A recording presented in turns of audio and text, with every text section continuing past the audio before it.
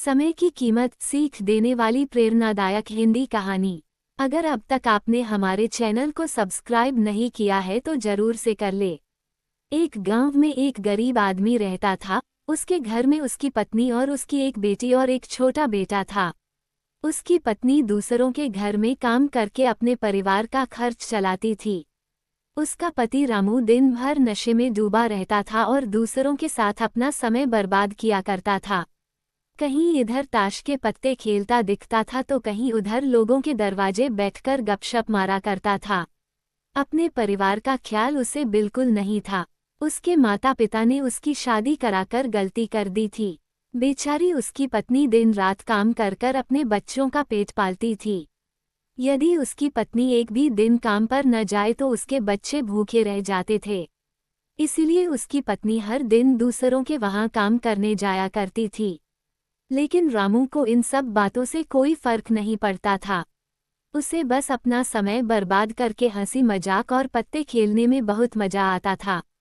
शाम को शराब पीकर घर आकर जोर जोर से अपनी पत्नी को चिल्लाता था। कई बार उसने अपनी पत्नी को मारा भी, लेकिन अब उसकी पत्नी करे भी तो क्या, वह तो अपने बच्चों को छोड़कर नहीं जा सकती थी।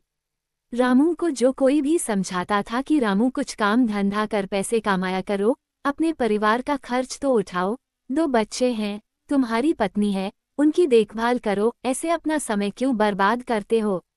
रामू उसके ऊपर बिगड़ जाता था और कहता, तुम्हें इससे क्या लेना देना, मैं कुछ भी करूं यह मेरा जीवन है, मैं तुम्हारे घर में खाता हूं क्या। इसके कारण कोई भी गांव का सदस्य उससे इस बारे में बात ही नहीं करता था। वह सुबह खाकर निकल जाता था और रात में शराब पीकर आता और अपनी बीवी के ऊपर गुस्सा उतरता था। ऐसा ही कुछ दिनों तक चलता रहा। कुछ दिनों बाद संसार में एक ऐसी बीमारी ने जन्म लिया जो मानव जाति के लिए अत्यधिक खतरनाक थी। चारों तरफ उस बीमारी का कहर था।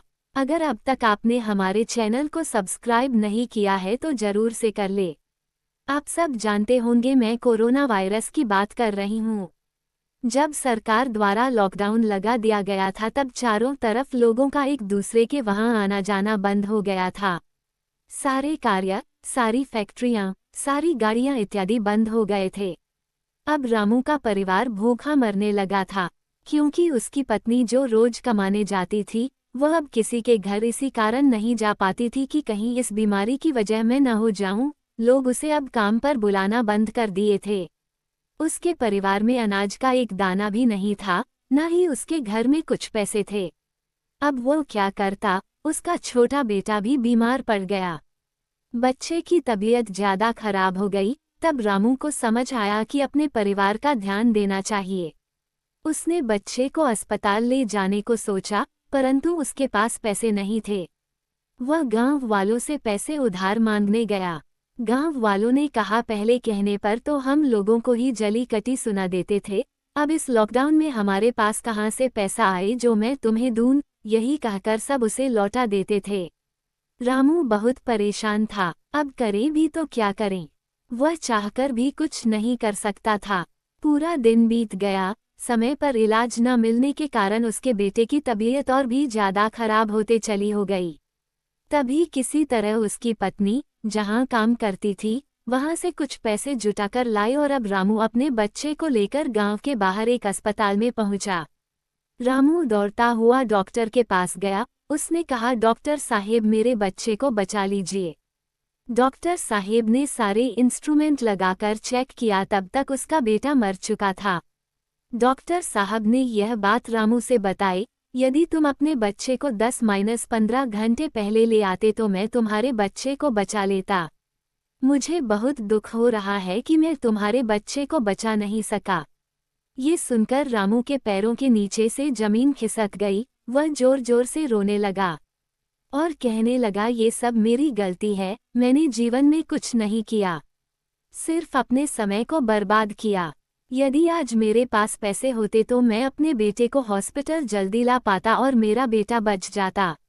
मैंने अपने जीवन में समय को बहुत बर्बाद किया है, परंतु आज बेटे को खोने के बाद मुझे समय की अहमियत पता चल गई है। तो दोस्तों, हमें इस कहानी से यह सीख मिलती है कि हमें अपने समय को बर्बाद नहीं बल्कि उसका सदुपयोग करना चाहिए, तभी हमें जीवन में सफलता मिल सकती है। इस कहानी में अगर रामू पहले से कोई काम करता होता तो उसके पास पैसे होते और समय पर अपने बेटे का इलाज करा पाता, जिससे उसका बेटा आज जिंदा होता। आप इस स्टोरी से क्या सीखे कमेंट में जरूर से बताएं। अगर अब तक आपने हमारे चैनल को सब्सक्राइब नहीं किया है तो जरूर से कर ले।